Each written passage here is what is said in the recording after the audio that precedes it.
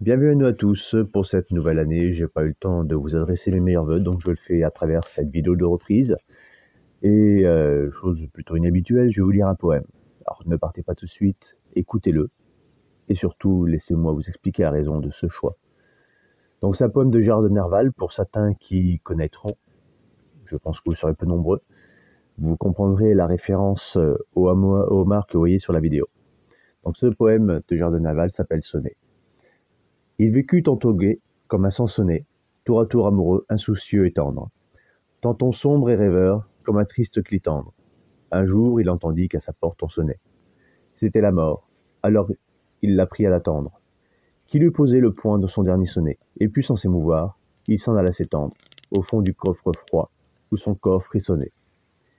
Il était paresseux, à ce que dit l'histoire. Il laissait trop sécher l'encre dans l'écritoire. Il voulait tout savoir, mais il n'en eut rien connu.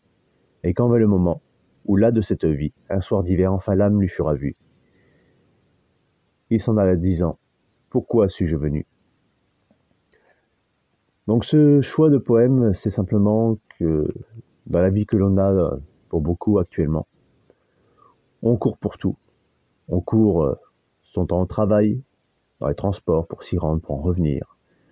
On court son temps dans diverses activités, dans ses projets. Mais combien prennent véritablement le temps de faire une pause? Le but n'est pas arrivé au bout de cette vie en se disant: je n'ai eu le temps de rien, je n'ai rien fait. J'aurais aimé, mais je n'ai pas fait. Le but, c'est d'arriver au bout de cette vie en se disant: finalement, c'était pas mal. Si j'en avais l'occasion, je pourrais la revivre. La difficulté avec cela, c'est que cette vie, on n'en a qu'une. On ne sait pas combien de temps elle dure. On ne sait pas quels seront les accidents de parcours qui nous mèneront à être restreints dans ses possibilités. Pour beaucoup qui n'ont pas vécu de gros accidents de parcours, de grosses difficultés, ou certains qui l'ont malheureusement vécu n'ont pas su prendre l'opportunité de pouvoir s'arrêter et prendre le temps.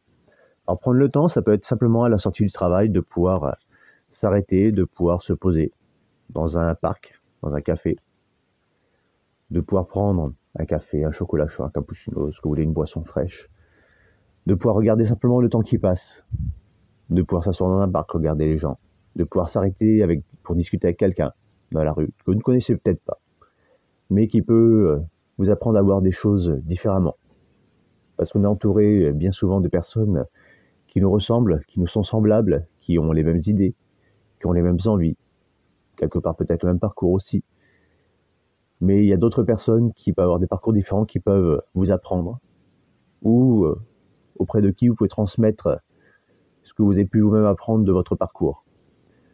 Donc prenez le temps pour vous, pour la personne avec qui vous vivez, pour vos enfants, pour vos parents, vos proches. Prenez un peu de temps et surtout profitez de la vie. Nous ne sommes là que de passage. À bientôt.